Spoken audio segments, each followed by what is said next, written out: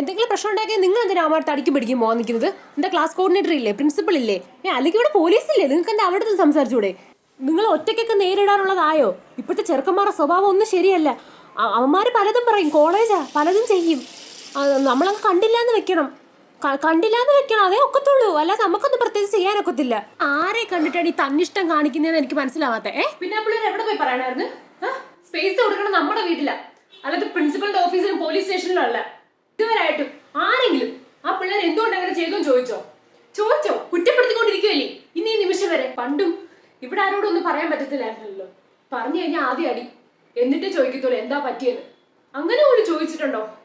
ആരെങ്കിലും ഒന്ന് ചോദിച്ചിരുന്നെങ്കിൽ പറയാൻ എനിക്ക് ഒരുപാട് കാരണങ്ങൾ ഉണ്ടായിരുന്നു. നിങ്ങളീ മുഖത്ത് നോക്കി ചിരിക്കുന്ന പലരുടെയും മുഖം നിങ്ങളെടുത്ത് കാണിക്കുന്ന രീതിയല്ല ഞങ്ങളെടുത്ത് കാണിക്കുന്നത്. അതൊന്നും പറയാനുള്ള ധൈര്യം അന്ന് ആർക്കും ഉണ്ടായിരുന്നില്ല. ഇപ്പോഴത്തെ പിള്ളേർക്ക് അതുണ്ട്. അവരത് പറയുകയല്ല ചെയ്യും. ഒരു 10 വയസ്സുള്ള ഒരു കുട്ടിക്ക് തന്നെ തൊടാൻ വരുന്ന ഒരാളുടെ ഇന്റൻഷൻ മോശമാണെന്ന് മനസ്സിലായി കഴിഞ്ഞാൽ അതെങ്ങനെ വീട്ടിൽ പറയും? വീട്ടിൽ പറഞ്ഞ ആരെങ്കിലും കേൾക്കോ? അവള് പറഞ്ഞ ശരിയാണെന്ന് ആരെങ്കിലും അന്വേഷിക്കുവോ?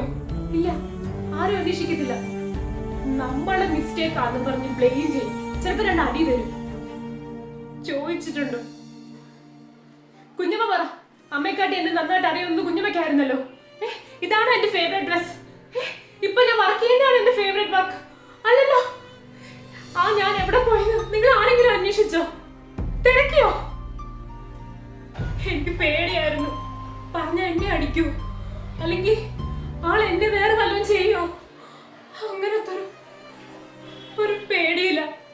എനിക്ക് എന്റെ കോൺഫിഡൻസ് പോയി, എനിക്ക് എന്റെ സെൽഫ്, എനിക്ക് എന്നോടുള്ള വിശ്വാസം, എനിക്കെല്ലാം പോയി. ഒന്നേ പറയാനുള്ളൂ, കേൾക്കാൻ മനസ്സ് കാണിക്കും. അങ്ങനെ എനിക്ക് കുറെ ഒന്നും ചത്തൊടുക്കത്തില്ല.